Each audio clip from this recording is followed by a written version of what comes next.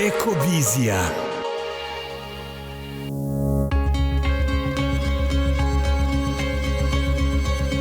Udruženje Biogas Srbije organizovalo je konferenciju na temu Održivi razvoj biogas sektora u Srbiji, od biogasa do biometana. Učesnici su govorili o trenutnom stanju biogas sektora na tržištu u Srbiji, kao i o evropskom tržištu i o mogućim pravcima razvoja.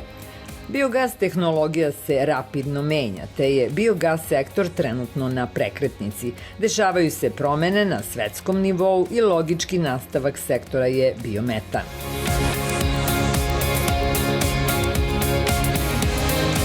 Upravo zbog toga smo i stavili ovaj fokus konferencije pre svega na biometan.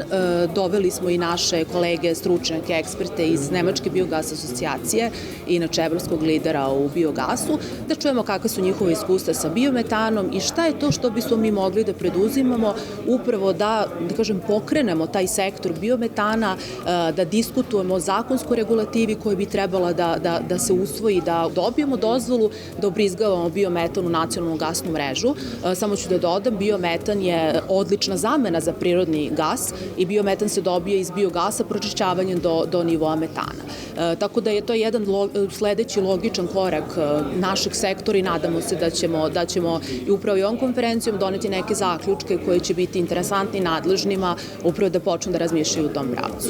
Jedna od tema konferencije bila je zelena agenda i podrška investicijama u biogas koji može značajno da doprinese dekarbonizaciji privrede i cirkularnoj ekonomiji u Srbiji.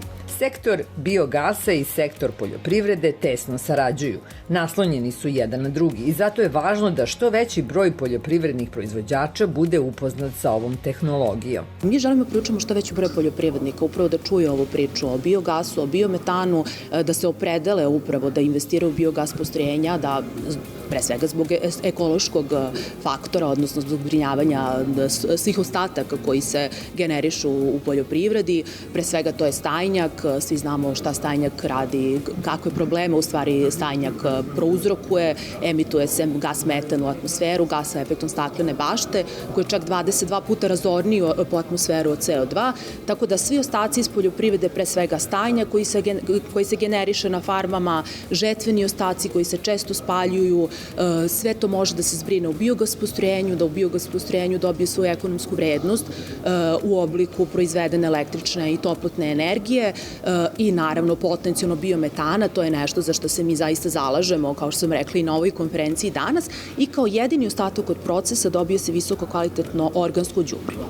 Dakle, to je jedan zaista zaokružen proces i ako posmatramo sa ekološkog aspekta izuzetno značajan, odnosno strateški značajan za ekologiju Srbije. Osim ekološkog, važni su i drugi aspekti. Veoma značajan je energetski, jer na ovaj način moguće je dobiti 50% potrebe Srbije za prirodnim gasom.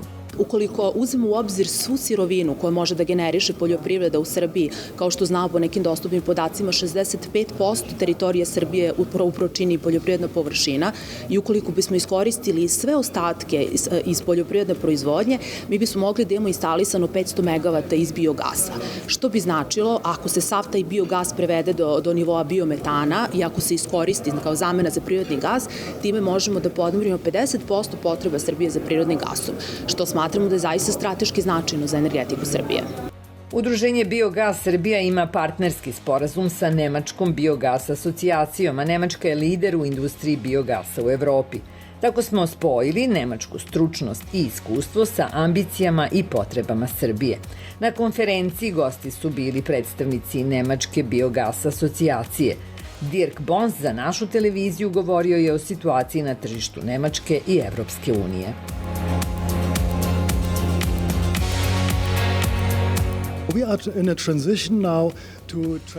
Mi smo trenutno u tranziciji prelasku na primjenu supstrata na organski otpad koji se koristi za biogas postrojenja. Ovo je stvar koju moramo da uradimo i zato imamo nove regulative, novog direktora za energetiku iz Evrope. Svaka država članica mora da ispuni posebne mere, takođe koliko supstrati utiču na emisije gasova staklene bašte. Na primjer, novom regulativom ograničena je silaža, ali se postiče upotreba stajnjaka. Mi smo trenutno u tranziciji i to je razlog što trenutno idemo sa biometanom umesto biogasa, jer je to novo tržište posebno u Nemačkoj. Prvi put u Beogradu video je autobuse na gas i smatra da je to prilika da potpuno pređemo na biometan jer već postoji infrastruktura. Važno je, kako je rekao, da može da se trguje emisijama koje ste izbegavali sa kompanijama za fosilna goriva, jer one moraju da redukuju svoj uticaj kada je u pitanju emisija gasova sa efektom staklene bašte. Ova tema, biometan kao gorivo, važna je u Nemačkoj i drugim zemljama. Takođe, druge države članice traže način da prodaju svoj biometan na tržištu goriva u Nemačkoj. Ova diskusija je u toku jer svaka zemlja mora da ispuni svoje greenhouse gas emisije. Cilj konferencije bio je da podstakne na razmišljanje kako možemo da doprinesemo unapređenju zaštite životne sredine. Biogas je neutralan po pitanju oslobađanja ugljenika i moćan resurs u očuvanju sredine i energije.